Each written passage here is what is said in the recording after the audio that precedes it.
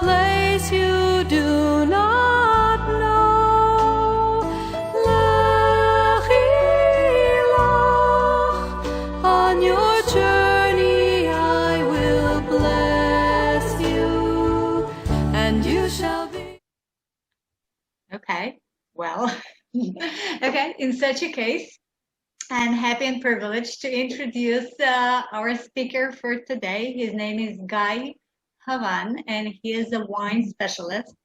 And he wrote a book about wine and winery in Israel and wine culture and many other topics that I have no idea about. All I can do about wine is drinking and enjoying.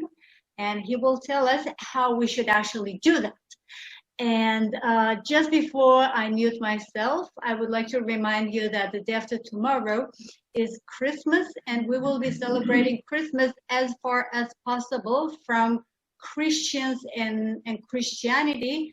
And we will be touring Tzfat, which is the cradle, the center of Kabbalah, the secret Jewish teaching. And we will be doing so the day after tomorrow, just around sunset, which is the best time for photography. So you're welcome to join me the day after tomorrow. And next week, we will be listening to Professor Meyer, who will be telling us about the latest archaeological excavations of Gat, which is the hometown of Goliath. So if you want to know more about Goliath's fox and Philistines in general, so you're welcome to join us next week. Guy, it's all yours. And I would also like to remind you that donations are appreciated, and you got the link for Guy's PayPal along with the link.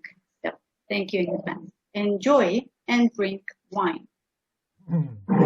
Thank you very much. And actually, you're doing the most important part in wine, which is drinking it. And hopefully everybody here are consuming some wine. And part of what I do in my everyday life is to try and convince people to drink wine. So I'm kind of a wine missionary. So I hope I'll be able to do that a little bit today as well. But the focus today will be about Israel. And I did ask for a 4 hours lecture, which wasn't possible, unfortunately. Maybe next time.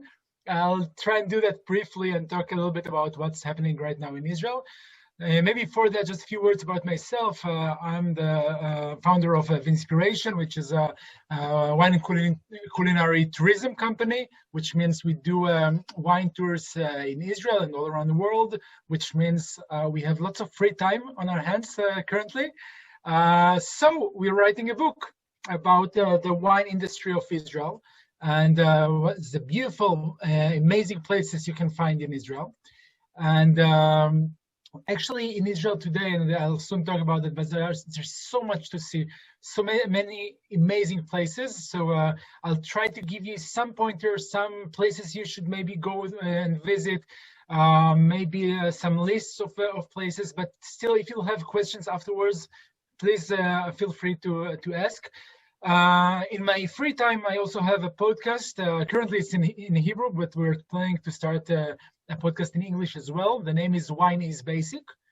So trying to get people to understand that wine is basic and something that's very everyday of our everyday life. And, you know, up until 150 years ago, everybody used to drink mostly wine. I mean, drinking water was dangerous. If you wanted to survive, you needed to drink wine.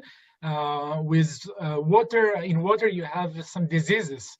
And they started clarifying water just about 150 years ago, even less than that, depends where you are.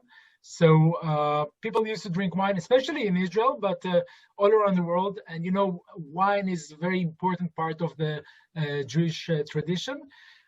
This is how the book will look like. This is a cover. It's in English and in Hebrew. And we have information about all the wineries that accept visitors in Israel. And also it is divided to different regions, wine regions in Israel. So each and every region has its own wine map that we create, and information about the region and other things to see, such as dairies and olive oil presses and all the amazing things you should see when you are in Israel. So I hope I'll be able to convince you that right after the Corona ends and it will be in our history, the next thing you'll do is to jump on a plane and come to Israel to taste wine and to eat amazing different foods you can find here in Israel. So why Israel? The first answer will probably be that here it all began. I mean, wine started not in Italy, nor in France, Spain, not even in the US, even though they used to produce wine hundreds of years ago. But wine started in Israel or in the Middle East. Some might say Georgia. For sure, we have remainings of old wine presses that are dated from 5,000 BC, 6,000 BC, so thousands of years ago, much earlier than what they did in Europe, for example. So we have something that's very ancient, but on the other side, we have something that's very, very modern. You know, Israel is a land of creation, land of high-tech innovation. And I don't know if you know this interesting fact, but about 30%, again, 30% of the production of wine in Spain is thanks to Israel. 30%. This is thanks to the Israeli invention of the dripping irrigation system. And they enlarged their production in about 1 billion liters per year, only thanks to that, to the dripping irrigation system. So we are in the high end of research and development in terms of agriculture, and amazing things that you can learn about wine here in Israel. I can tell you that we had a group from Bordeaux, from France, last year, and they came to Israel to learn about wine in Israel. I know it sounds a little bit maybe not, I don't know, some might say unbelievable, but people from Bordeaux comes to Israel because Israel is warmer than Bordeaux, and today with global warming, they came to see what we do in Israel to learn about wine production. So a few numbers regarding wine in Israel. We produce about 40 million liters of wine per year, primarily red, about 70% is red.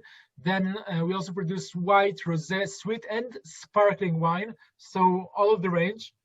We have more than 40 different grape varieties in Israel, which are planted on 6,000 hectares, 60,000 square kilometers all around Israel. We have more than 300 wineries. In the book, we'll have only about 200 because we only show the ones that accept visitors, but there are about 300 wineries.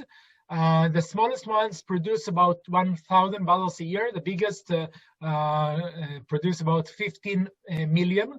So it's a very big range. You have small and large and many different options. Those are some of the vines you can see in Israel. So you're probably familiar with, maybe you heard the names, Cabernet Sauvignon, Merlot, Chardonnay, Riesling, Gewürztraminer. But on top of those grape varieties, we also have indigenous local grape varieties.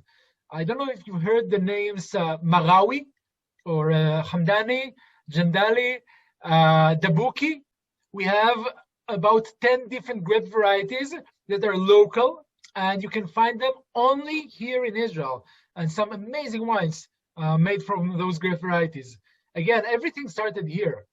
Everything started here, and actually we stopped for several hundreds of years because of the Muslim occupation we had in Israel.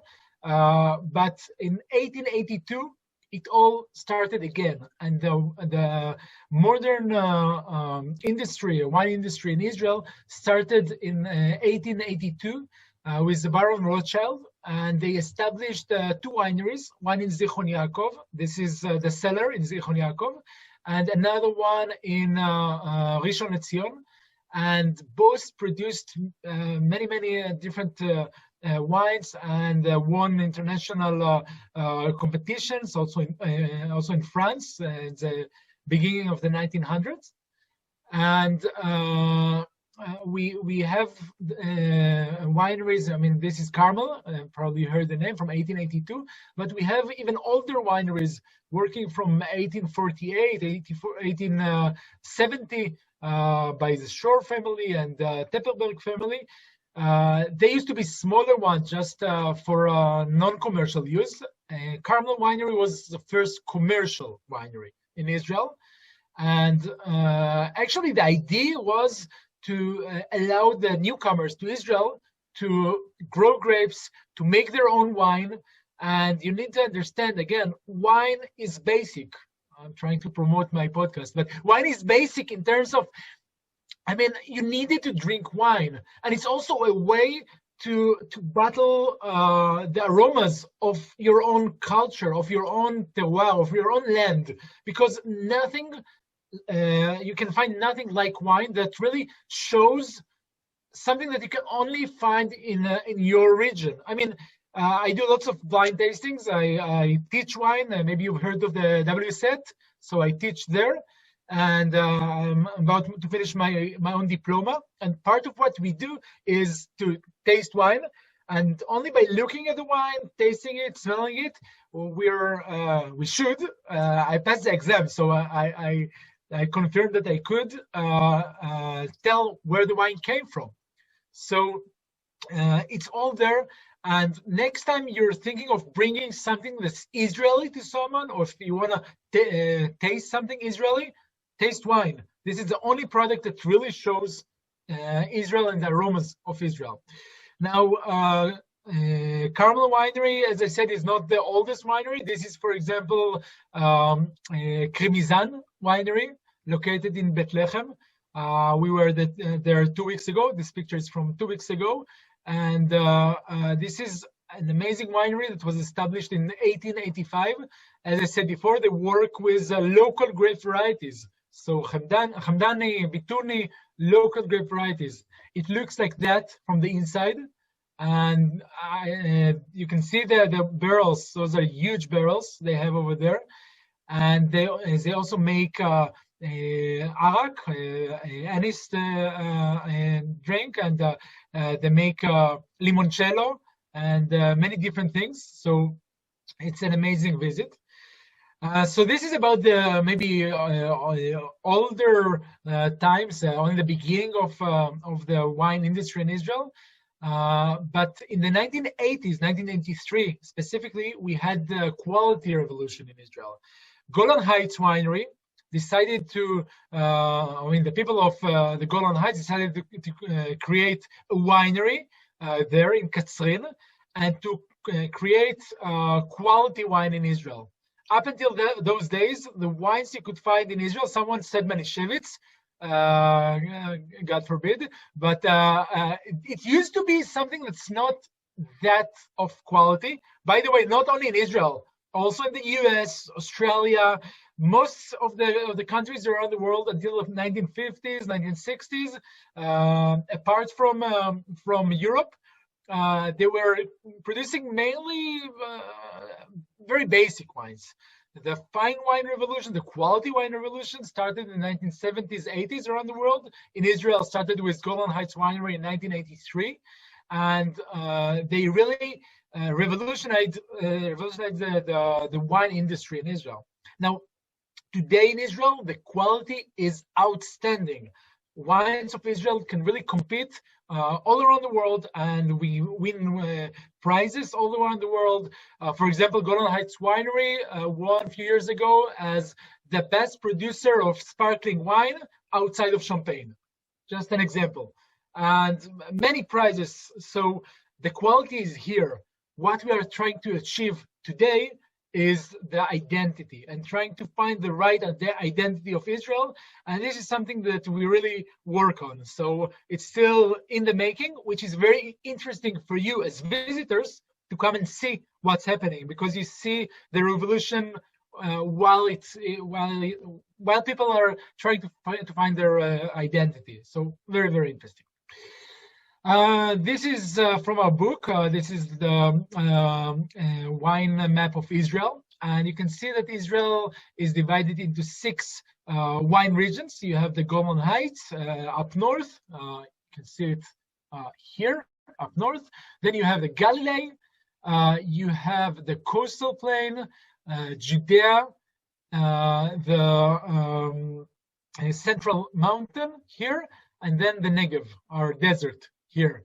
And it's really it's so diverse, and this is something that you can find only in Israel, because when you go to France, for example, it's an amazing country for wine, but if you go to Bordeaux, which is a huge region, Bordeaux produces 20 times as much as all of Israel. And still, if you go around Bordeaux, the style is pretty much similar. They use the same varieties. The climate is very similar. Everything is very similar. In Israel, if you've been to Israel, you probably know that the climate you'll find in the desert of Israel, in the Negev, is different from the climate you'll find around Jerusalem, and the climate that you'll find in the Golan Heights, where it snows. I mean, in one day, you can be in a snowy mountain in the north, then maybe go to a swim in the ocean, the Mediterranean Sea, or in the Dead Sea. Go to the mountains of Judea, or the central mountains, and then eventually finish your day in the desert. And it's something they can do only in Israel. Such diversity in a small region, such a small country. So everything started, as I said before, in Carmel Winery, which is located in the coastal plain, and it looks like that. And what happened in the 1990s is that we had our second revolution. In the 1980s, we had the quality revolution.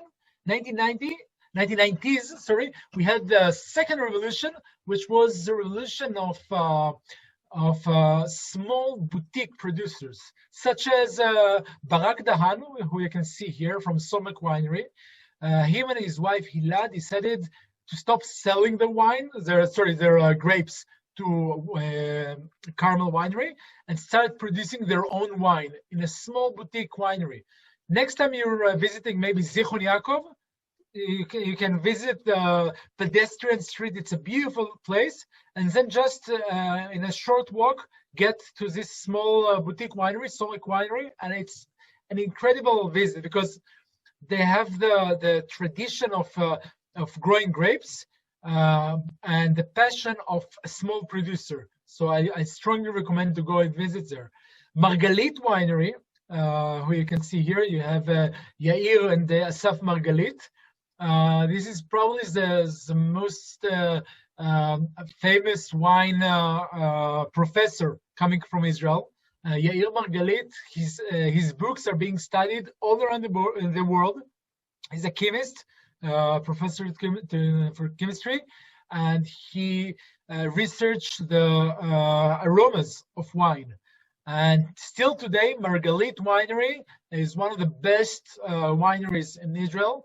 And I strongly recommend, if you need to taste only one wine in Israel, try to taste more than that. But if only one, then Margalit, for sure, is one of the best producers in Israel. It's a very small winery, only about 30,000 bottles a year.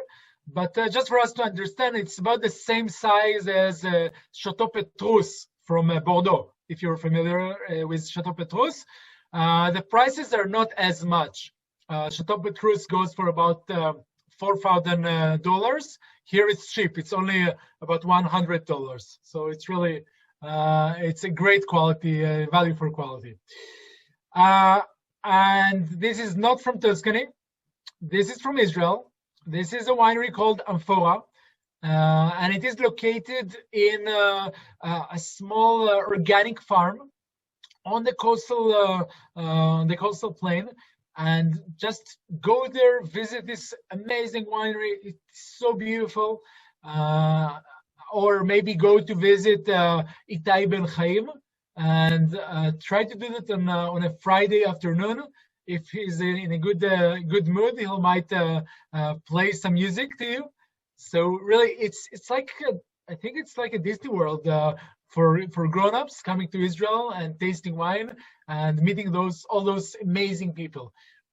I created a list here. If you want to copy it, if you want afterwards, you can always email me and I'll send you all the information. You'll also have this information in the book, but this is a short list of some of the wineries you can find in the coastal plain of Israel. So if you're trying to create your next adventure in Israel, please do that.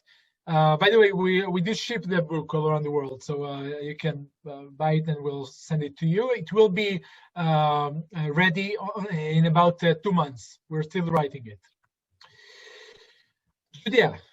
Judea is an amazing place where David and Goliath had their first fight, where you can find thousands of old wine presses still exist over there. And it is also the newest and the only wine appellation in Israel. Now, when I say appellation is probably the most important thing when you talk about wine. Maybe you heard the term terroir. Terroir says something like the region, the climate, the soil of this place. And it's so much more than that, because eventually the quality and the style will be according to the soil and the climate of the region. Now, just for you to understand, Champagne, for example, is an appellation, and you can't, create a new car and call it Champagne car. If you'll do that, if you'll call your mineral water the champagne of nature, it happened in Israel, they'll sue you because this brand belongs to them, and you'll need to pay. They paid 600,000 shekels, okay, almost $200,000 just for the misuse of the brand champagne. So our first wine-related GI in Israel, wine-related appellation in Israel, is Judea. Judea, which is located in between Tel Aviv and Jerusalem.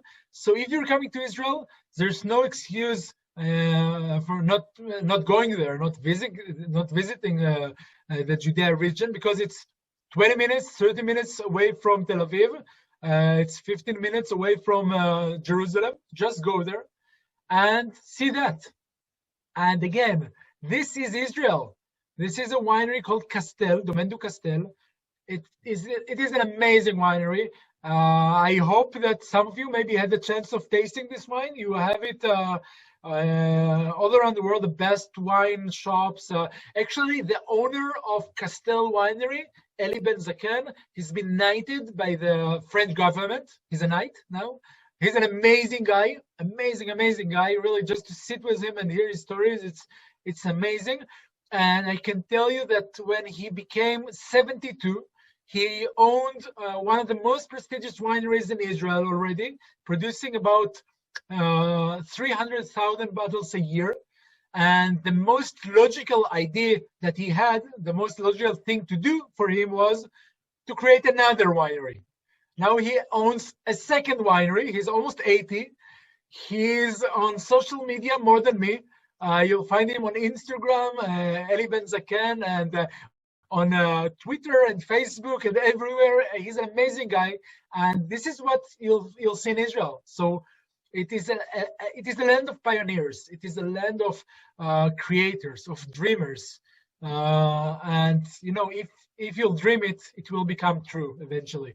I can tell you that my origin, my ancestors, is the family. I belong to the family of Benjamin Theodore Herzl. So part of what we do, it is called Zionism. We're trying to get people to come and visit Israel and understand how beautiful it is. So I chose this method. this way. I studied law and I have my MBA, but I think the way I can promote Israel and make people happy is by bringing you and your friends to Israel or to taste Israeli wine. And almost everywhere in the world, you'll find amazing Israeli wines today, because we sell Castel, Golden Heights Winery, other wineries. We sell all around the world. I mean, you'll find Israeli wine in Japan, in Italy. Maybe you've heard the name Angelo Gaia from Italy. He's one of the most important wine producers in Italy. He imports wine from Israel. So yes, just try taste Israeli wine and come visit and meet Zeev Dunya, for example. This is from a morning that he said, come work with us in the vineyards. It will be nice. I just forgot to tell me that it meant waking up at 4 a.m. and starting to work at 5 a.m. in the vineyards. But it was an amazing experience. And as you can see here, he works, but he also thinks. He's a film director, and he wrote several books, not about wine, but just poetry and I mean, he's an amazing guy. So just go there and visit him. Try to taste his wines, which are called with the names of famous creators, famous authors, such as Albert Camus, and he even have a new one for Oz, for the most famous, maybe Israeli writer, Amos Oz. So just go there and taste his wine. And Flam Winery, also an amazing winery you'll find in the Judean Hills. And you're still in the Judean Hills. Everything that we saw till here was just Judean Hills. Before that, we saw the coastal plain. This is a Go Winery, where Shuki Yashuv gives tastings, and then after you drink some wine with him, he'll give you an explanation about the connection between wine, aesthetics, and erotics. And it is really interesting. So I strongly advise to go there. And again, a monastery, and this monastery is called Latron Monastery. Amazing monastery, beautiful winery. I was there a month ago, and this is a picture I took from the inside, and it looks like that. And if we have Israelis here, go and taste the wine. They have amazing wine, and they're still selling in the prices they used to sell when the quality wasn't that good. So about $8, 30 something shekels, you'll find great wines, some of the best value you'll find in Israel. Just go and taste it. And not only wine, but also cheese. Okay, and this is from Israel. This is from a guy called Shai Zeltzer, God rest his soul, who died months ago. And he's considered as the father of terroir in terms of cheese making in Israel. And he's probably now it's his son, Omer Zeltzer. They're producing the best cheeses in Israel, if you'll ask me. Okay, amazing cheeses. So just go there, taste their cheese, visit their cave. You know what you saw here? It is in a cave, and they grow their own goats and make goat cheese. So amazing. Just go there, visit them, and it's next to Jerusalem. It's 20 minutes drive from Jerusalem. So go visit there. Again, a short list of some of the best producers in the region. So I'll have a sec to take a sip of wine. So cheers. L'chaim. And continuing. Again, I said I asked for 4 hours, but we're doing that very briefly. I can definitely tell you that if you want to take a week of wine and culinary tourism, Israel is an amazing place for you. You have a full week to do wine tourism and culinary tourism in Israel. And if you have 2 weeks, you'll still have a lot to see. And this is even without talking about the cities. And also in Jerusalem, in Tel Aviv, in Haifa, you'll find in the markets, in Nazareth, in the markets, some amazing places where you can eat and drink wine. So really interesting to go there. And again, if you haven't been there, if you haven't seen it, this is the Galilee, okay? This is the Galilee. This is the Golden Heights, actually, okay? And it looks like that. This is Israel. Welcome to Israel. And this is actually not right now, but a year ago. But this is how it looks in Israel. And those are vines in the snow in Israel. It's in Ortal, in Kibbutz Ortal, next to the Hermon mountain. And I mean, the diversity is just is outside. I can't say it enough. This is from last week. I went to Sfat, and in the old city of Sfat, there are 4 wineries and 2 cheesemakers in the old city of Sfat. So just go there and have a wine tour, a walking wine tour. You can visit 4 wineries, 2 cheesemakers. I promise you, it's more than enough for a full day. And it's so beautiful. So just go and visit there. And another very interesting guy, his name is Gabi Sedan. And if you ask me, he's probably one of the top producers in Israel, top winemakers in Israel. And he's also the person, I mean, currently he has his own winery called the Shvo Vineyard, but he's also the person behind Galil Mountain Winery. So he was the first winemaker for Galil Mountain Winery, and he's an amazing guy. So go and visit and meet him. Again, a short list of what you'll find in the Galilee and Golan Heights. Stern Winery, Chateau Golan. If you have your own helicopter, or if you want to do your wine tour in a helicopter, Chateau Golan have the place for you. You can also bring your golf clubs and golf a bit around it. Maybe then take your helicopter to Kitron Winery or to the south of Israel to visit, let's say, Nana Winery. So really, there's nothing you can't do in Israel.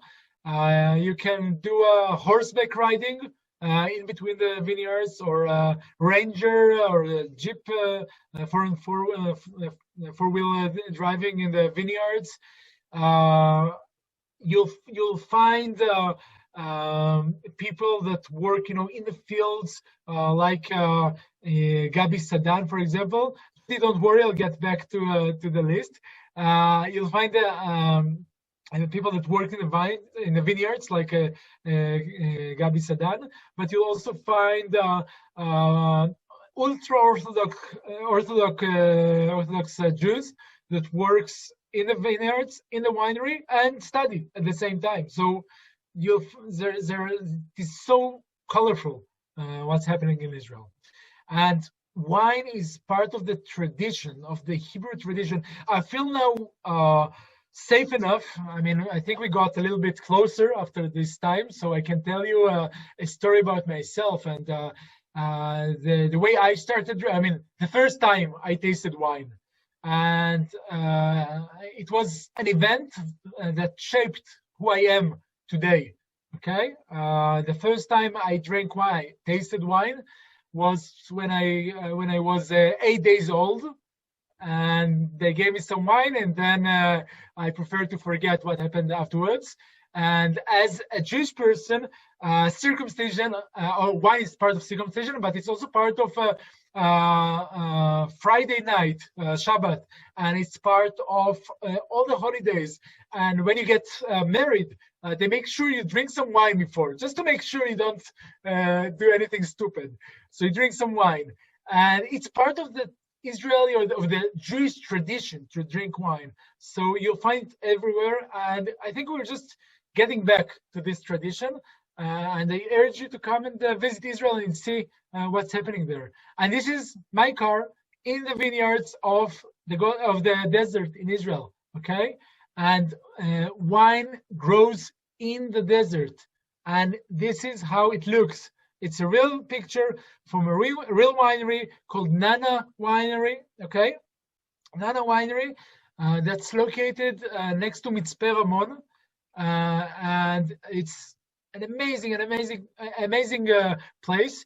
And several times a year, they bring those tents here. It's not always like that. They bring those tents several times a year, and only in nights when you can see the stars. How do you call it? Like the falling stars, and watching falling stars from a tent in the desert next to vineyards with a glass of wine. It is probably one of the best things you can do in life. So I urge you to try and do that. By the way, it looks like tents, but it is really comfortable in the inside. You have real beds, and everything is very, very comfortable. You're not sleeping on the floor or anything. So it's a great way to celebrate falling stars in Israel. Yatir Winery won very important prizes around the world. I can tell you that, for example, Robert Parker, who is the most important wine critic in the world, gave Yatir wine 93 points, and it was the first wine in Israel to get this mark. So 93 points for Yatir Winery, still in the desert of Israel. Okay, and it looks like that. And again, you can go horseback riding. Here is a short list of some of the wineries in Israel that are in the Negev, in the desert. There are 15 wineries in the desert of Israel. 15 wineries. Some are very small boutique wineries in people's houses, like Tzuf Winery, where they make natural wine. And some are larger, like Ramat Negev, that produces about 250,000 bottles a year. So it's a larger producer, and you'll find it all around the world. Just for you to understand, Tzuf Winery produce 4,000 bottles a year. Okay, Ramat Negev, 250,000. So you have many different sizes and shapes. Rota Winery, for example, and Sde Boker and Carmel are small ranches or small settlements where people are growing everything they need, and they're secluded, they're separated from the city, and you can usually go there for wine tasting, but also can just stay for the night. And they have beautiful rooms in the desert, so it's really agritourism. Like you find in Italy. When you go to Tuscany and you want to sleep in a winery, go to Carmel and stay there. You won't forget it. And not only wine, but also spirit. This is the Israeli spirit. This is a picture from a spirit maker called Julius in Israel. And we have another one called Milk and Honey that produces whiskey. And we have so many more producers of whiskey and vermouth and liquors, cordials, and all sorts of drinks, of beers. We have about 100 beer producers in Israel, 100 different breweries. So much to see, so much to taste. In the book, as I said, you have information about the winery in English, also in Hebrew. You'll have a QR code so you can scan it and then call the winery or navigate there or whatever you want to do. You can email them. You'll see all the information you need, so the site of the winery, and if it's vegan, and if you can go if you're using a wheelchair or anything else you want to know. And you'll even have a place for yourself to write what you thought on the winery. So if you want to do that, if you want to buy the book, I'll send you the link. It's israeladventure.wine, and it's in English and Hebrew, so you can buy it. And please make Israel your next destination, not a destination in your bucket list. Make it your next destination. It is easy to travel. It is so safe. It's safer than most of the world. It's amazing, the culinary, the fusion you find here in Israel, because you know Israelis are newcomers from all around the world. So you have Georgian food of real Georgian people coming from Georgia.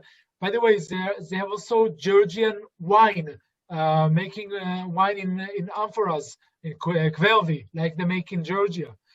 You have Ethiopian food. You have so many different cultures that you can find here in Israel. Israel, Tel Aviv, actually, is the vegan capital of the world. Okay, one of the best cities in the world for vegans. So if you're vegan, come and visit us. And it is ingenious and unknown, and you have so many things that no one knows around the world, like the local grape varieties, like the innovation we do here, like the R&D we do in agriculture. So you'll find all of that and so much more in Israel. Here is my information, so you can see some words about me, and if you want to ask questions, please do feel free to ask me anything you want to know, and I'd be more than happy to get the questions if there are. I try to keep the timeline, so I hope I'm okay with that.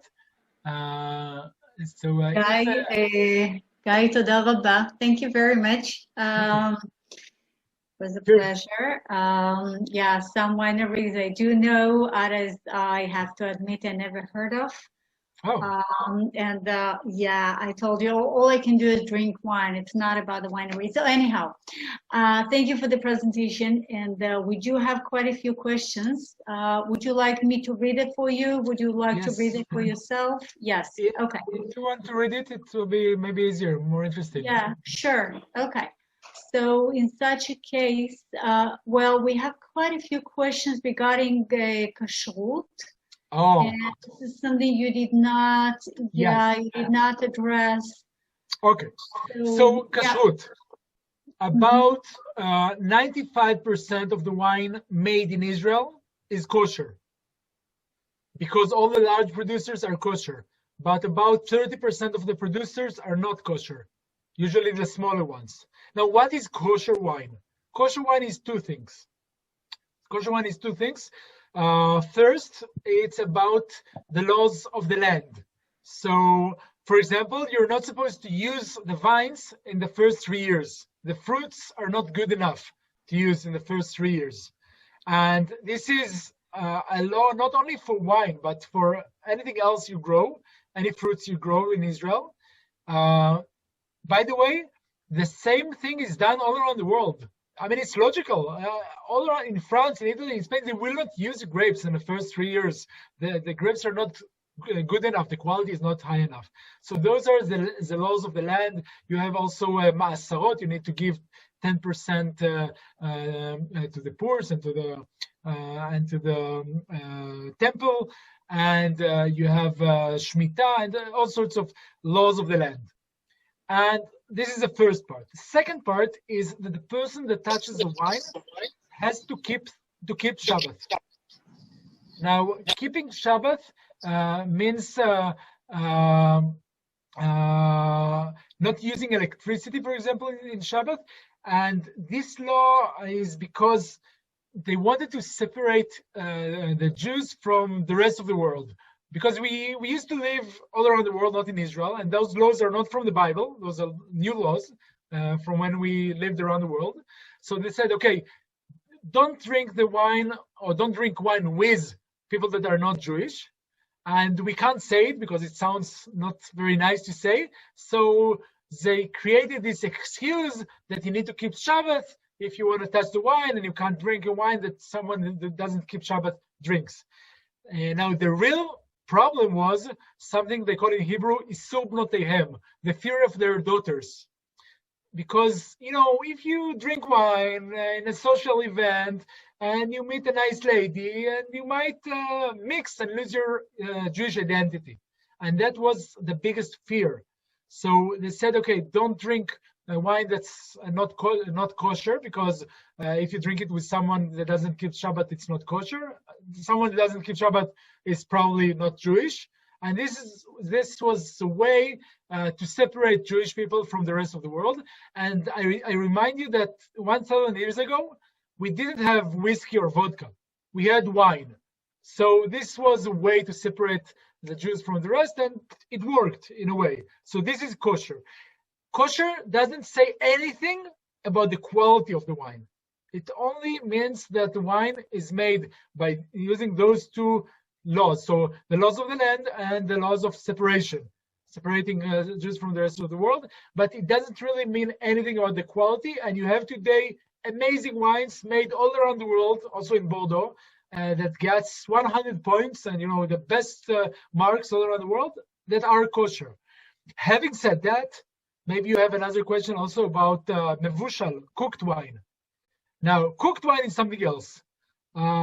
Cooked wine is a damaged wine, which means you can't really use it for religious purposes, and then anyone can touch it. How you damage the wine?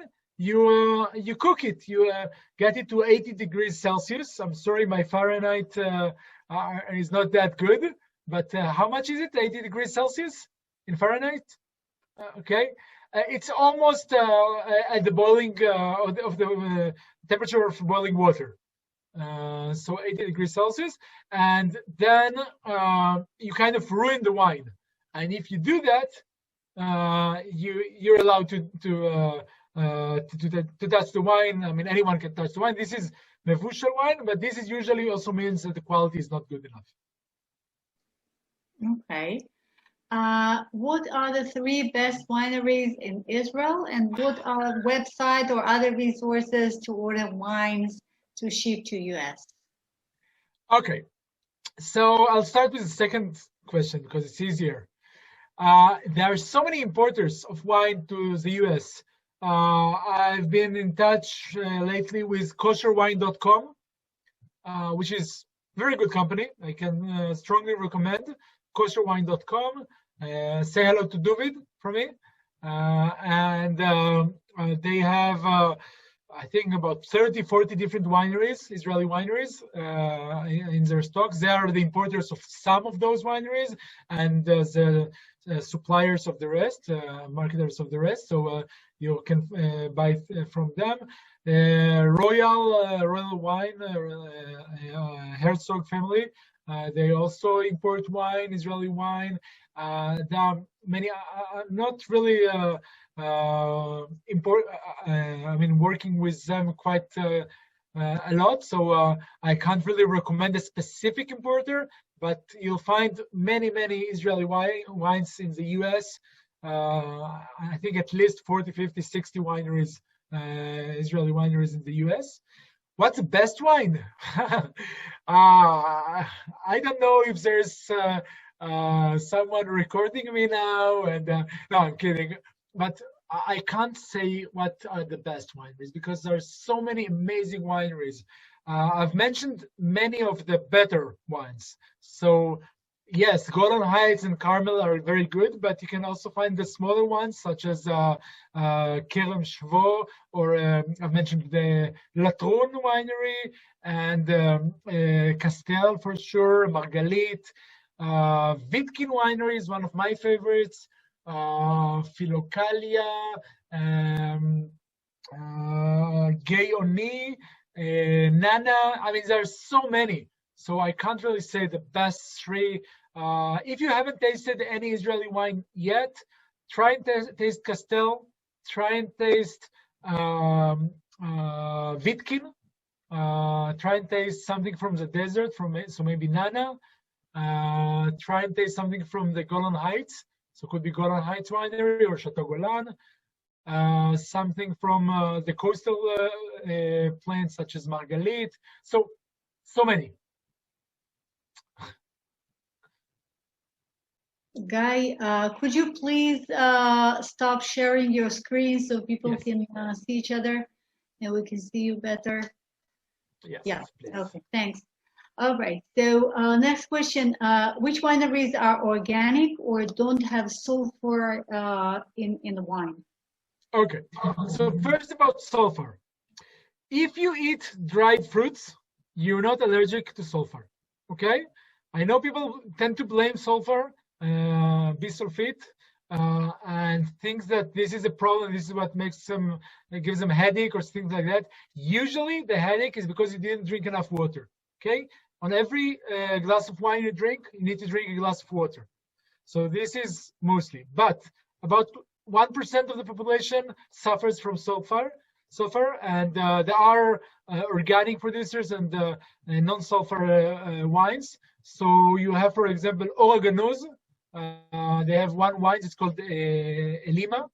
You have an organic producer called Lotem, very, very good producer. You have natural wine producers such as Sheizaf, Philokalia. You have Tzuf. You have another organic producer called Kerem Shvo. I've mentioned him before. It's one of the best ones, if you ask me. So our winery, they're not organic, but I forgot to mention them. And if you ask me, they're one of the best. So I hope I answered that. Okay. Does anybody produce etrog liquor? Ah, yes, Esrog, yes. I think Levi produces Esrog. I think, I'm not sure if Golani, there's one in the Golan Heights. There are at least 2 or 3 Esrog producers, Esrog liquor producers in Israel. So Levi, there's one in the north. I think it's either Golani or I'm not sure. There's one there, and maybe also Pelter. I think Pelter in Zivan. They make also a date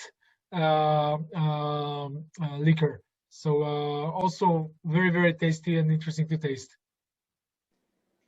Okay. What makes a wine superior? If wine is improved, what characteristic improved? Okay, that's a huge question. What's a good wine?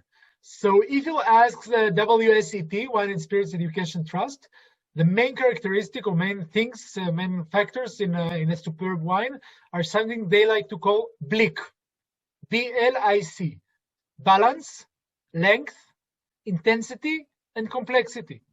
So you want the wine to be balanced, not too sweet, not too sour, not too bitter, not too tannic, balanced. It's like in music. You want the music to be balanced. So wine is like music. You want the wine to have length. So after tasting the wine, you want to feel something that lasts on your palate. You don't want to feel as if you drank water and there's nothing left after drinking it. So this is length. Then you have intensity. How intense are the flavors and the aromas of the wine? If you get more from the wine, if you have more intensity, more strength from the wine. And the last part will be complexity. How complex is a wine? Do you have many different flavors and aromas? Do you have primary aromas, secondary, tertiary aromas, and so much more? So this is in terms of quality. But I believe that also some of you are interested maybe in wine to keep. And how do you know if the wine is good enough to keep for many years? And for that, you'll need to look for 5 different things. You need to look for tannins, okay, for the natural preservatives you have in wine that dries your palate. You'll need to look for alcohol, for acidity, and for sweetness. You don't need to have all of those 4, but at least some of those 4. And on top of that, and the most important part, will be the intensity of flavors, intensity and complexity of flavors. And if you have all of that, then you can keep the wine probably for 10, 20, 30 years, sometimes more than that. And I can tell you that I've tried Israeli wines of 30 and even 40 years of age, and they were outstanding. Carmel Winery, they did some amazing wines in the 1970s, 1976, 1979.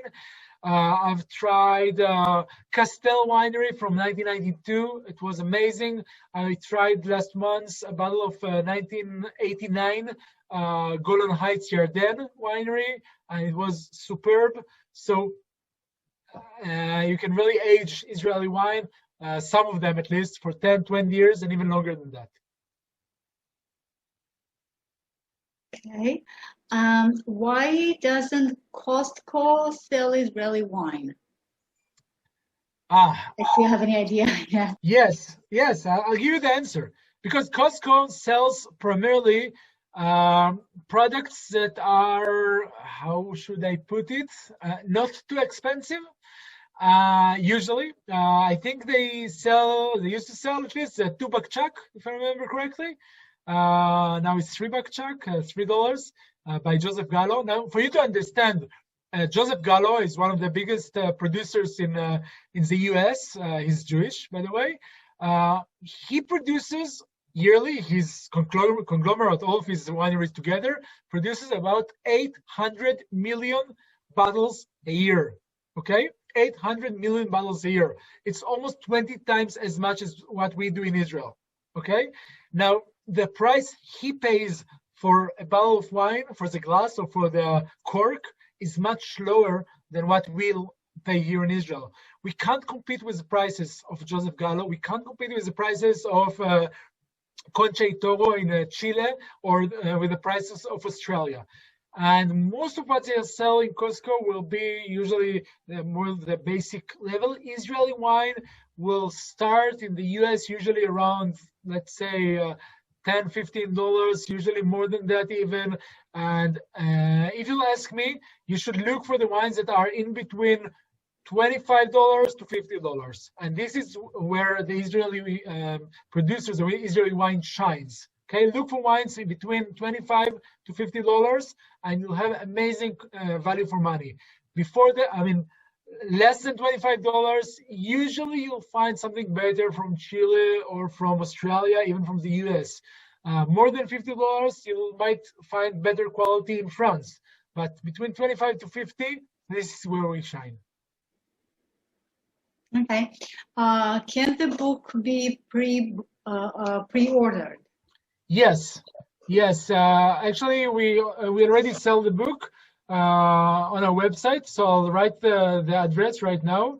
It's israeladventure.wine, and you can pre-order it from all around the world. It's in your chat box right now. Just enter the website. It's in English as well, and you can pre-order the book, and we'll ship it to you the minute it's ready, which means in February. Okay, in 2 God months. willing. Yeah, God willing. Yes. Do any of the Israeli wineries produce vermouth? Yes, there are about 5 different vermouth producers currently in Israel. I showed you a picture of Zeev Dunya from Seahorse Winery. His assistant winemaker makes an amazing vermouth. Look for that. It's called Vedetta, and it's incredible. Julius produces very, very good vermouth. Julius Distillery. Carmel used to produce vermouth. There's a guy called Amit Toledo that produces vermouth. There's a new vermouth that will be released in a few months by Nama Sternacht. So yes, it's an up-and-coming thing. By the way, there are also orange wines in Israel. So look for that too. Try the orange wines in Israel. They're amazing. Okay. Valerie asked, I have a bottle of wine 2008 from Golan Winery. Want to know if it is still good to drink. It's Muscat, Valerie, I see. And Muscat is a sweet wine. I mean, the wine you have there is a sweet wine. Now, I see by the colors that you kept it well. The color is good. And I see by the height of the wine in the neck of the bottle, you see the height of the liquid, it's high enough. So it means it should be good. Sugar is a preservative. And this wine with the high amount of sugar and with this color and with this amount of wine you have in the bottle, it looks good. I would try and taste it and drink it. And worst case, if it doesn't taste good, just don't drink it. But nothing will happen to you. I mean, wine is not dangerous. You can't get ill from drinking wine. It's safe, even if the wine is not good anymore. I mean, saying that the wine got bad only means that it's not tasty and it won't help anything in our health. but it won't promote our health, but it won't hurt us. So could you use it no for problem. could you use it for cooking? If it wasn't if it didn't taste good, could you use Well, it? if it's not tasty for drinking, why should I want it to be in my food? It's not True, tasty. true. Okay, thank you. Well, Okay. it's come a long way from Israel to Texas to Boston. Nice. So It's please come just put it in the fridge. You should drink it at about 6 degrees Celsius, which is, I don't know in Fahrenheit, but about the temperature in New York right now. I'm kidding. It should be chilled and just enjoy it.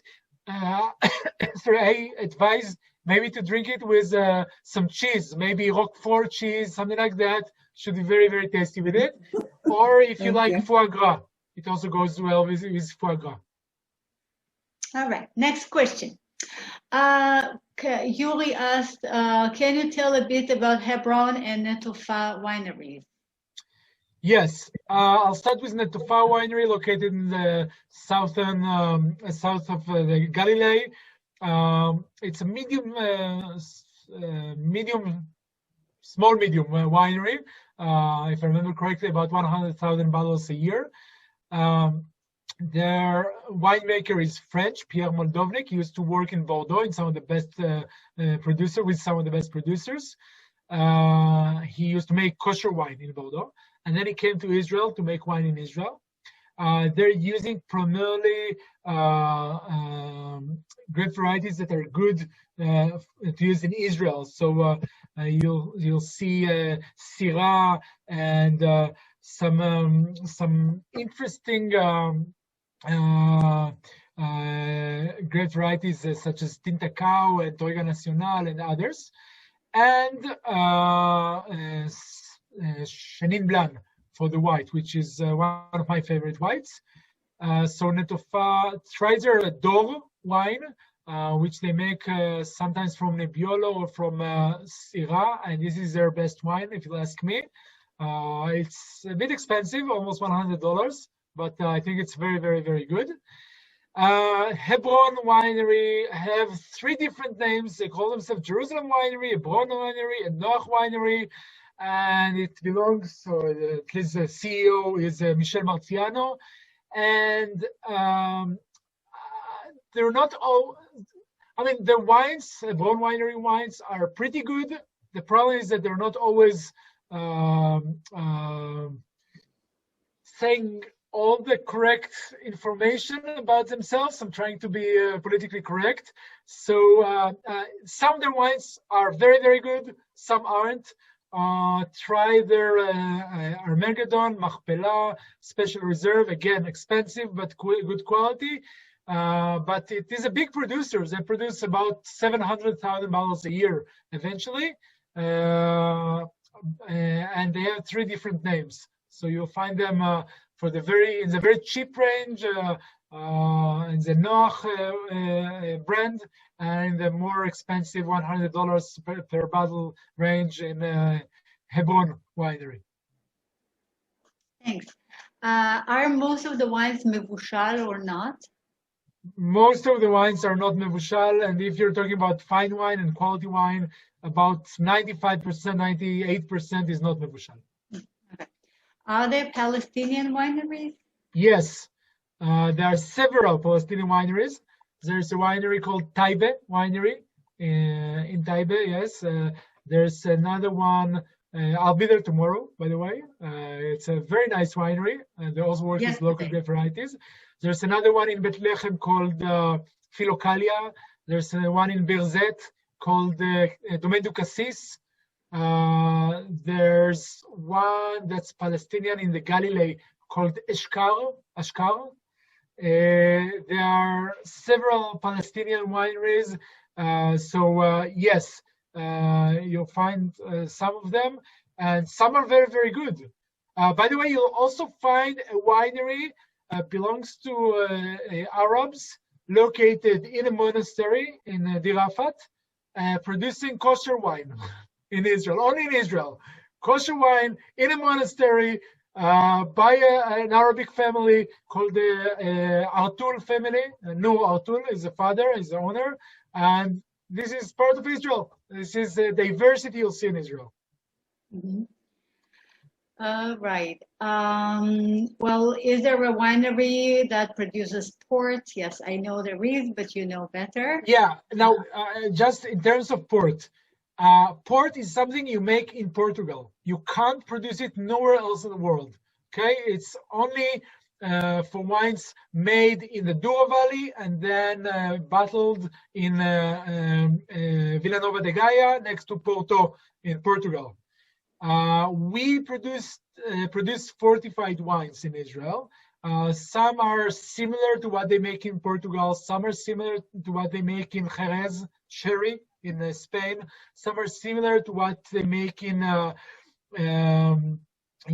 other places in the world. I mean, we keep doing R&D in Israel all the time. So, for example, if you heard of Botrytis wine, Noble Rot wine, the sweet wine you'll find in Sauternes in Bordeaux, or the wine you'll find in Tokaj in Hungary. So we do that in our labs in Israel. It's a special fungus that sits on the grapes and absorbs the water, and then you make wine from raisins. Now the raisins are made by this fungus, and then you get wine with lots of sugar, lots of acidity, and aromas that are a little bit similar to blue cheese, okay, to Roquefort cheese. And Israel is one of the, maybe the only place in the world where they make this wine in the lab. Golan Heights Winery used to make it, at least, in the lab. We also make freeze wine in Israel, which is our version of ice wine. Ice wine is wine you make from frozen grapes, and then you press them. Now, think of a popsicle. If you eat a popsicle and you suck the flavor of it, eventually you're left with just water. It's the same with this wine. You press it while frozen, so you get only the flavors and the sugar, and the water is left aside. So eventually you get something that's very, very intense. Okay, very sweet and very, very intense. And in Israel, because we don't have snow during the harvest time, what we do is we pick the grapes, we freeze the grapes, and then we press them. Golan Heights makes an amazing wine, and they even have very good, very cool name for it. It's called Heights wine. So Golan Heights, Heights wine, which sounds like the German word, German name, ice wine, ice wine. Okay, so try it, and try the one from Tzoa Winery called from Tzoa Winery. Very, very, very good wine.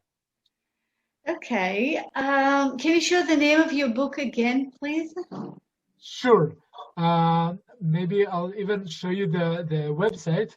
It's called Wine Journey: An Israeli Adventure. And just 1 second. Here it is. It looks like that. And here you can also see the URL. It's israeladventure.wine.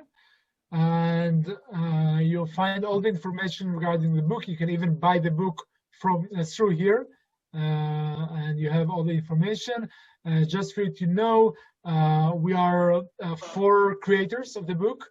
So we have Roni Saslov, who used to be the winemaker for Saslov Winery. Her family's winery. They sold it, so now it doesn't exist anymore, unfortunately. Her father wrote some of the most important wine books in Israel, and he taught some of the producers of wine in Israel. He was part of the establishment of the first wine school in Israel. David Silverman, he's the wine photographer of Israel.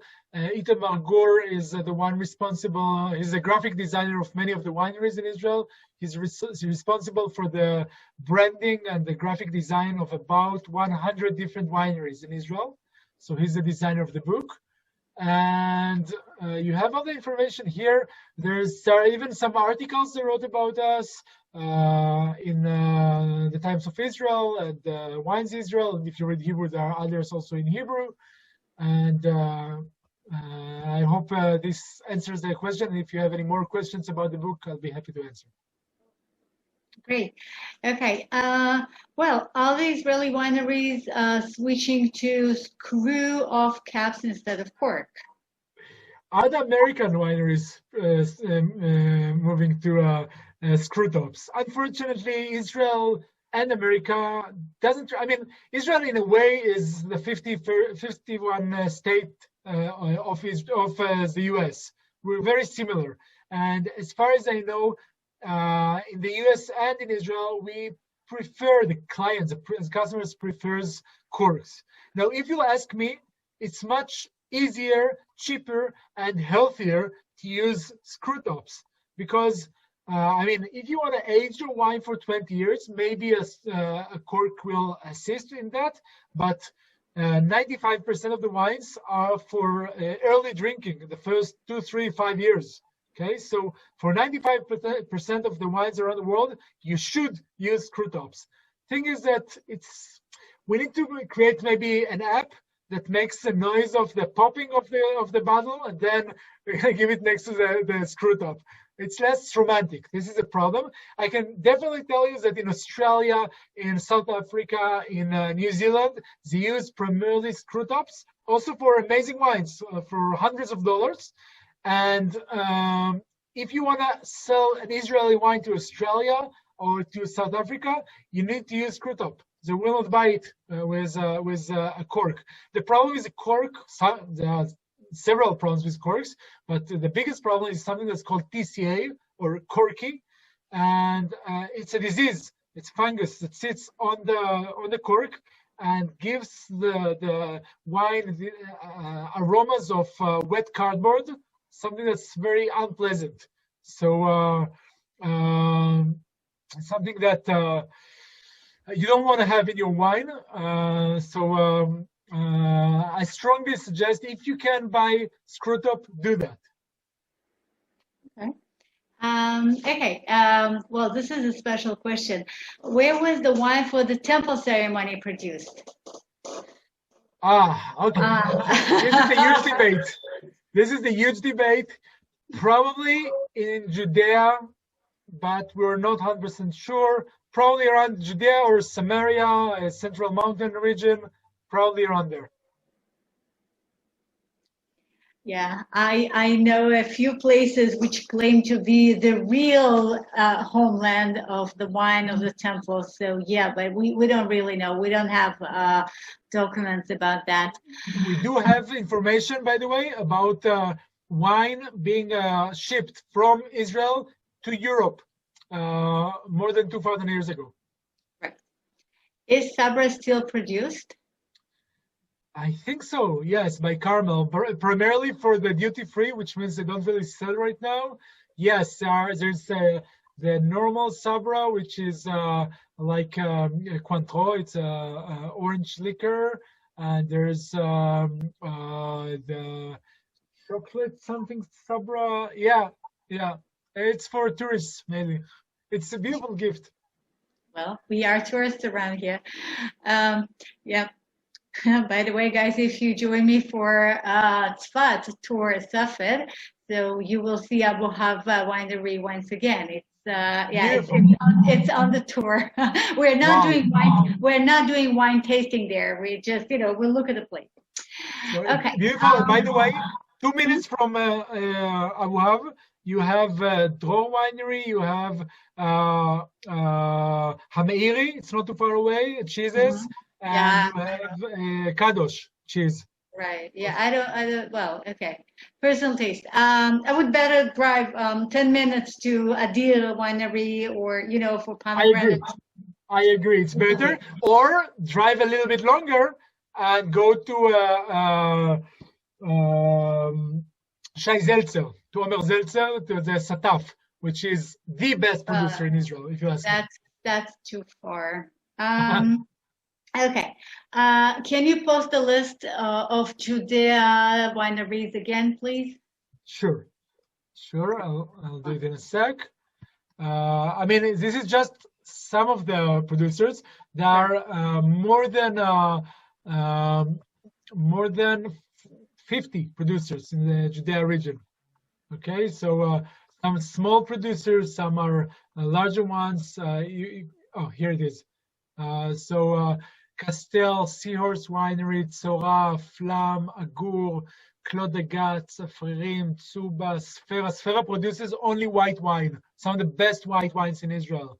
Moni is the one in the monastery that produces kosher wine in the monastery.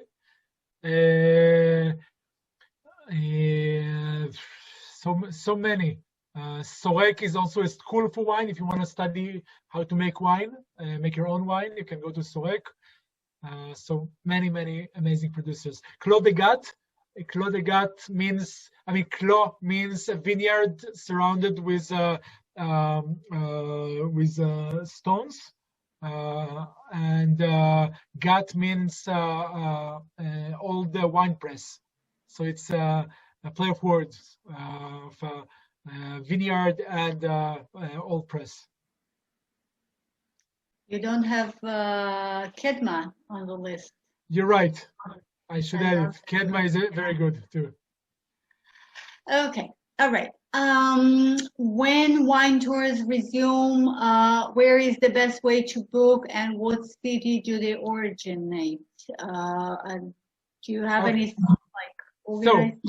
for you also for dinner? During your day, you'll visit wineries, but you'll also go visit ladies that make lunches, that offer lunches at their home to sit with the family and taste local cuisine. All the interesting things about Israel. So you can contact us. There are others that do wine tourism in Israel, and most of them are very good, and they're friends of mine, and I strongly recommend most of them. Great. Well, wine lovers loved your presentation. Thank you so much. So I saw one more question about orange wine, which was interesting for me to answer, because orange wine is something that's supposedly new, but it's an old wine, because orange wine is eventually white wine. They make in the same way they make red wine. So usually in the white wine that we know, that we are familiar with, they'll take the grapes, crush them, press them, get the juice, and then make the wine only from the juice. Orange wine is made with everything, with the skins, with the seeds, with the whole bunch, with everything, and you get the flavors from the skin of the grape, and you get also color from the skin of the grape. So this is orange wine, and this is what they used to do, and they're getting back to that in some wineries. You see it quite often in Georgia. In Israel, there are about 15 producers of orange wine. Some are very good, some aren't. And very interesting. Some of the best wines for me in Israel are made this way. Is it the same with blueberry wine? Blueberry is, blueberry's wine is not wine. Is how do you say? It's the result of fermentation, but wine is the fermentation of grapes. Blueberry is just a result of fermentation. It's like you will not call it blueberry beer or blueberry sake. Okay, it's like calling it blueberry sake. Sake is for rice. Wine is for grapes. Blueberry, you may ferment it and try and make something from it. You can ferment any fruit, but with grapes, you get the best results. Okay. Well, I guess this is the last and final question, which frankly, I don't understand. So I just read it for you. Does anybody make mead wine? MEAD, whatever it is? Mead? Yes. Very good question. What is it? This is fermentation of honey. Okay. Mead. Yes. Yes, very tasty. You'll need to come and ask me personally when you come to Israel. I'll ask some friends. Very small quantities. It's not for commercial use, but I can get you some to taste. All right. Okay. Well, I think, okay, yeah, somebody just answered, Gail, thank you, Anna. Okay, now I know what it is. All right, I think that's it. Yeah. Guy, תודה רבה. Was this Thank you. recorded? Great, Guy. Thank you so much for your expertise. I don't know why I feel so thirsty. Yes, it was recorded, and it I was. had a hole in my glass. It's empty now. Well, it's great to hear an encyclopedia talking about the wine business in Israel. That's super. I see a lot of our people have been taking notes, and I expect that wine consumption in Israel will probably increase 10% this year. I can tell you that this presentation was originally made for the Ministry of Tourism of Israel, and I gave this presentation twice. Once for this specific presentation, once for the Ministry of Tourism in London. So they had journalists and wine experts from England and from the US, and another time for the Ministry of Tourism, their branch in Milan in Italy. And again, about 100 participants, all are in the wine and tourism business. So I hope it was interesting for you too, and I hope to see you here in Israel soon. Sure. Guy, Sharon would like to have your contact information so she can contact you and arrange a tour when she comes to Israel. So maybe you can write it down for everybody on chat. Thank you. Oh, you Yes. do a screen share. Okay. All right. Whatever. Yes, I'll share it. Just 1 second. Guys, if you want to drink wine with an expert, so I mean, you can drink wine with me, but it's better with an expert. I'd love to drink wine with any of you, and even if you're not coming for a wine tour, but just want the recommendation, or just have a question to ask, please feel free. It's my passion, as you see. It's more, I'm lucky enough to work in what I love. So don't hesitate. You're not disturbing me. Even if you have just a small question, anything you want to know, please don't hesitate to ask. You have my email here. You have my website. You have my phone number. You'll find it. You'll find me also on Facebook, on Instagram, LinkedIn. So even on Twitter, but I'm not that good there. So the rest is good. Great. One last question, Guy. Are most students exported to the US? Judy, are you trying to ask something? Yes. Yes, I'm trying to ask if many of the wines he's talked about are imported to the US. Yes. Yes, Castel, Golan Heights, Galil Mountain, Clos de Gat, if I remember correctly, Sagot, which I didn't mention, Vitkin. Many of the ones I've mentioned are imported to the US. Again, try and look for kosherwine.com. They work with about 40 different producers. Thank you very much. All right. Amazing. So that was very interesting, very inspiring, very tasty, and yeah. So that was sort of theoretical food for our body. And next time we meet, it will be spiritual food for our souls. And then next time it's gonna be food for our minds. And then we all set for 2021, which must be better than 2020. Let's hope. Yeah. Well, it cannot be much worse. Guys, you're welcome to unmute yourself, say whatever. Thank you. Great, a great show. Thank you so much. Thank you. Thank you. Thank you. It was wonderful. Very informative. Yeah, we'll Very interesting. have open forum now for anybody who wants to ask questions on any topic.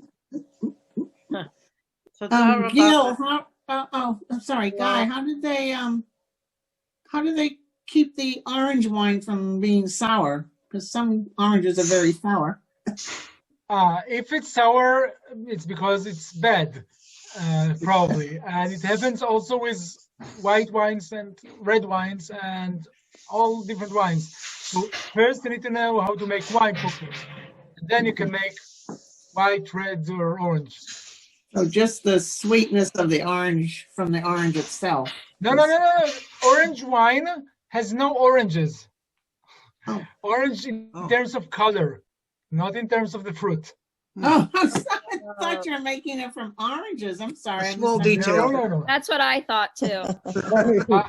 I apologize. Sorry. Orange Valerie. wine is made from white grapes with the skins. How about plum wine? I'm Plum lying. wine. Found something new. Plum, you make distillation, you distill plums, and then you get suica or palinka. That's the spirit you get from plums. I mean, you can ferment anything. There's a saying in Russian: you can ferment even a table, but eventually you want it to be tasty. And with grapes, it's tasty. With other fruits, sometimes, not always. Great. I had grape juice at Engedi one time. It was delicious. Can that be made into a wine? Date? Now, if you drink fresh grape juice, It was really good. If it's just squeezed and then you drink it, it's amazing. Yeah. If it's something that's bottled, that's usually terrible because they'll use lots of preservatives Yeah. to keep it. Sodium benzoate. Yes. It's the So only if it's place fresh, I- yes. You know, my preservatives for the grape juice will be just alcohol made from the sugar in it. I mean, eventually, wine is like cheese because in both cases you want to preserve the healthy parts of the product. So with cheese, for example, you'll try to save the milk. You can save it for maybe a few weeks, a few days, depends what you do with it, and this is it. But with cheese, you can keep it for several years sometimes, depending on the cheese. Same thing with wine. You want to preserve the healthy parts of wine. You know, you're supposed to drink a glass of wine a day to keep the doctor away. It's good for your health, for your heart, and it's because you have the healthy parts of the grapes. Now you can get that from the grapes themselves, but there are two problems. First, you can't get the grapes all year long. I mean, not the healthy ones, because the grapes are ripe only around September, October, or even August, depends where you are. Second problem is if you try to get enough of those healthy things you have in grapes by eating grapes, you might have problems with too much sugar. So wine is a way to eat, to consume lots of grapes without having too much problem with sugar, because it's now alcohol, and alcohol is good. I mean, in moderation. A glass a day, 2 glasses a day, nothing. You can't exaggerate. I mean, the only thing you can exaggerate with is balance. And drinking too much water can kill you. Drinking too much wine can kill you. You need to drink in moderation. Well, being Russian, I can tell you that, first of all, you can kill one with too much alcohol. And the second thing is that you don't make just out. The expression is you can make sort of homemade vodka, not from a table, but from a chair with 3 legs to it. Okay? Thank you for that. Thank you for that. I didn't want to say vodka because it was maybe a little bit too much and not politically correct, but I did know the thing about the chair. I'll use it. Oh yeah, it's a chair with 3 legs. Okay. Okay. So it's Thanks for clearing that. true story. Yeah, thanks for clearing that up, Julia. Well, next time you're trying to make a homemade vodka, so you know where to start. Yeah. A question I had was with the big Russian influence in Israel Yes. in the last 10 to 20 years. What has that done to the wine business? I mean, 20 years ago, you had about 40 wineries. Today there are more than 300. The consumption went up, the quality went up, the average price went up. So I think a lot of that is thanks to the Russian, the newcomers, and about 20% of the Israelis are originally from Russia today. So it's a major factor in the culture in Israel. Right. Thank you. So, ladies and gentlemen, it's bedtime for Guy, Pamela, myself, and Yes. maybe a few others. Yes. So, if we have no more announcements, I would like to thank Guy again on behalf of all of us for a wonderful evening. Say whatever. Julia, can I ask you one question? Sure. Before you sign off, the last class, the last tour that was not completely filmed, that kind of broke out in the middle? I think it was in Megan. Which one are you talking that? about? Yes. The What Hanukkah about? one? Are you going to redo it? No. Is there any way to reconstruct it without having to, tour again? Right. The answer is no. The electronically, the contents disappeared. It never was passed. So when that happens. Well, the first half was really good. Yes, it was. It was a shame. It ran about 35 minutes and then it just quit. Exactly. And we don't know why. But you put a nice little note on there explaining it. Yes. Yeah, appreciate that. Yes, there is one. Incidentally, just about every video, every episode is now up on YouTube. And today's session will be up on YouTube within a day or two or three. So we're current. And this index will be coming out shortly, which will help you figure out which ones you might want to revisit, since there's so much content. It's so rich in knowledge, and It's amazing. similar to Guy's presentation today. It's just overloaded with content, valuable content. It's a virtual, yeah. I mean, Julia has a tremendous body of work out there, which we're hoping to figure out a way to repurpose, because it basically is a summary of everything Israeli from A to Z, and it's a valuable asset. So we're working on that. If anybody has any ideas on how it can be repurposed, I'd love to talk to them. Mm. All right. So cheers. Cheerio. Time. If you still have any wine left, A little at the bottom of my glass. Yay, Judy. Judy and Steve, and well, see you the day after tomorrow to celebrate Christmas in Safed. I've never celebrated Christmas in Safed. And I have a few amazing photos to share with you regarding Christmas in Israel. This is just amazing. So, I was in Israel at Christmas that year in 2014 when I was there for Hanukkah.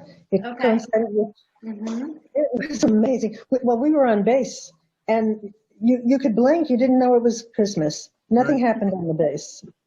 Right, because nobody really not that many people celebrate Christmas around Well, here. and there were non-Jews in our group, and they were just so surprised. You're right. Laila Tov, Julia. Liלה טוב, Guy, תודה רבה, לילה טוב, Ilana, thank you, Steve, thank you, Pamela, we're still there, bye, thank you for coming, bye. Bye.